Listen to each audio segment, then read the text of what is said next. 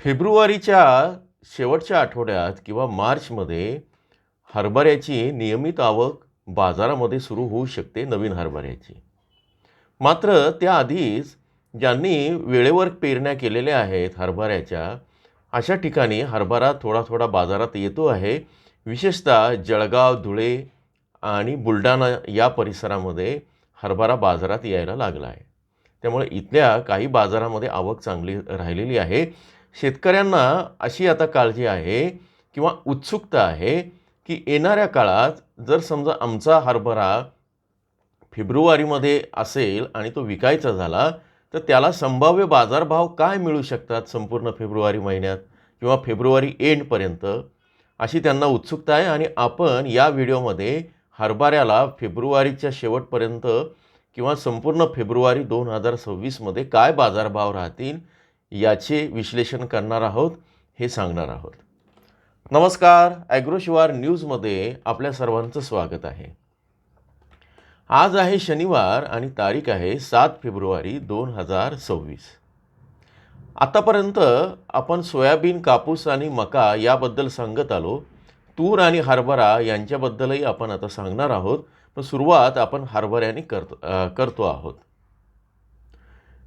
कृषी विभागाच्या स्मार्ट प्रकल्पानुसार त्यांचं जे बाजार माहिती विश्लेषण आणि जोखीम व्यवस्थापन कक्ष आहे, ते या पद्धतीचं विश्लेषण देत असतात. त्यांच्या हवाल्यानं आपण ही सगळी माहिती देतो आहे. आता सुरुवातीला आपण हा व्हिडिओ 2 टप्प्यात बघू. सध्या राज्यामध्ये वेगवेगळ्या बाजारामध्ये हरभऱ्याची काय स्थिती आहे मागच्या आठवड्याच्या तुलनेत आत्ताच्या या आठवड्यामध्ये, ते बघूया. आणि त्यानंतर आपण संभाव्य बाजारभाव आणि हरभऱ्याचं उत्पादन, निर्यात या सगळ्या गोष्टींची चर्चा करू. व्हिडिओ अतिशय महत्त्वाचा आहे, जपून ठेवा, कारण ही माहिती तुम्हाला मार्च एप्रिलमध्ये समजेल आणि दर आठवड्याला एकदा दोनदा आपण हरभऱ्याचे बाजारभाव सांगत राहू. तर मी आता हे वाचून दाखवतो. इथे माझ्याकडे माहिती आहे.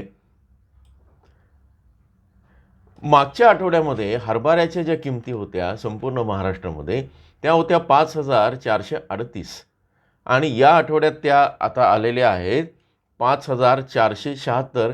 यामध्ये थोडीशी वाढ दिसून येते आहे. वाशिम जिल्ह्यामध्ये 5,385 3.5% वाढ आहे. ठाण्यामध्ये तर तो 6,700पर्यंत पोहोचलेला आहे. सोलापूरमध्ये 5,400, इथे 0.3% वाढ आहे. सांगलीमध्ये 6,000, पुण्यामध्ये 6,600 अजून आवक व्हायची आहे. परभणीमध्ये 5,300, त्याच्यानंतर नाशिकमध्ये 4,800 1.8% वाढ आहे. नंदुरबारमध्ये 4,500, इथे 51% वाढ आहे, पण अजून तिथे यायचं आहे हरभरा. नागपूरमध्ये 5,300 4.5% वाढ आहे. मुंबईमध्ये 7,200, लातूरमध्ये 5,573, इथे 1% वाढ आहे. जळगावमध्ये 5,400, इथे बाजारभाव टिकून आहे मागच्या आठवड्याच्या तुलनेत. हिंगोलीमध्ये 5,232, इथे साधारणपणे 1.6% वाढ आहे. धुळ्यामध्ये 5,570, इथे साधारण 1% वाढ आहे. धाराशिवमध्ये 4% वाढ आहे, 5,534. बुलढाण्यामध्ये 5,146 5% वाढ आहे. अमरावतीमध्ये 5,900, इथे भाव टिकून आहेत. आणि अहिल्यानगरमध्ये 5,285. तर आता हे सगळे बाजारभाव आहे. इथे अनेक ठिकाणी बाजारभाव स्थिर आहे मागच्या आठवड्याच्या तुलनेत, पण काही ठिकाणी ते वाढताना दिसत आहे. आता महत्त्वाचा भाग बघूया. देशात हरभऱ्याची काय परिस्थिती आहे त्यानुसार तुम्हाला बघता येईल. तुम्हाला माहिती आहे की रब्बी हंगामातलं महाराष्ट्रच नव्हे तर संपूर्ण भारतातलं हरभरा हे अतिशय महत्त्वाचं पीक आहे. जागतिक पातळीवर एकूण डाळ जे उत्पादन होतं त्याच्यामध्ये भारताचा हिस्सा जो आहे तो 20% आहे. भारत, ऑस्ट्रेलिया, तुर्की, म्यानमार, पाकिस्तान आणि इथिओपिया अशा 6 देशामध्ये हरभरा उत्पादनात जास्त इथे हरभरा उत्पादन होतं. या 6 देशांमध्ये 90% हरभऱ्याचं उत्पादन होतं. त्यातही भारत हा हरभऱ्याचा प्रमुख देश समजला जातो या 6 देशांमध्ये आणि त्याचा वाटा, आपला वाटा जो आहे तो 70 ते 75% आहे. तर एकूण जी डाळ उत्पादन होते त्यातला आपला वाटा आहे 40 ते 45%. त्यामुळे या गोष्टी तुम्ही लक्षात घ्या. आता मार्च ते मे हा हरभऱ्याचा प्रमुख विक्री हंगाम आहे, हे तुम्हाला माहिती आहे. यंदा नोव्हेंबरमध्ये हरभऱ्याची आवक कमी झालेली दिसून येते आहे. जानेवारी 2026मध्ये आत्ताची जी आवक झाली संपूर्ण मागच्या महिन्यात, ती 0.8 लाख टन किंवा 80,000 टन इतकीच आहे. मागील महिन्यामध्ये ती 0.4 लाख टन होती, 40,000 टन होती.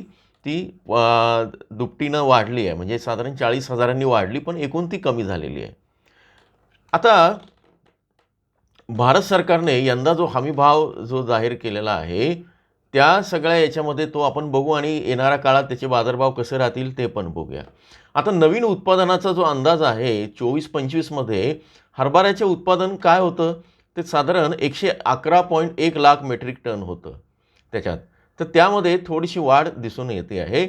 महाराष्ट्रामध्ये 24-25चं उत्पादन झालं आहे सुमारे 29.6 लाख मेट्रिक टन.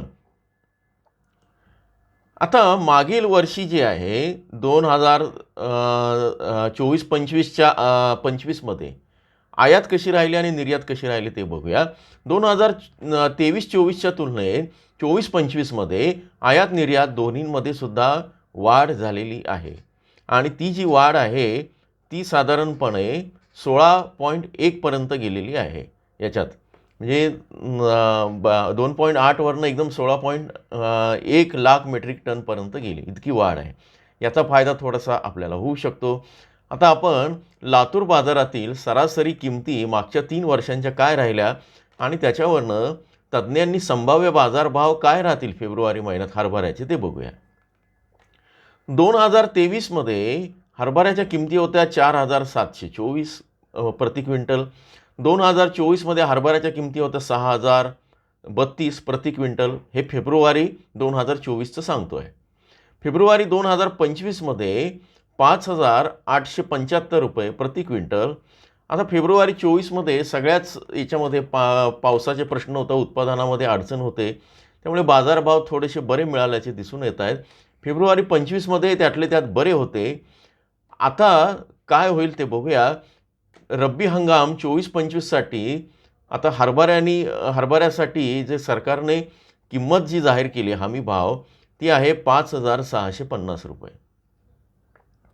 आता या 5,650 जे आहे सध्याच्या आत्ताचे जे बाजार चालू आहे ते थोडेसे MSPपेक्षा किंवा हमीभावापेक्षा कमी असल्याचे दिसून येत आहे आणि संभाव्य जे बाजारभाव आता काय राहू शकतात त्याचा अंदाज आहे की फेब्रुवारी 2026मध्ये संपूर्ण याच्यामध्ये 5,000 ते 5,490 पर्यंत हरभऱ्याच्या संभाव्य किमती किंवा संभाव्य बाजारभाव प्रति क्विंटल असू शकतात. परत एकदा सांगतो, 2026मध्ये तज्ज्ञांनी दिलेल्या अंदाजानुसार 5,000 ते 5,490 रुपये प्रति क्विंटल राहू शकतात.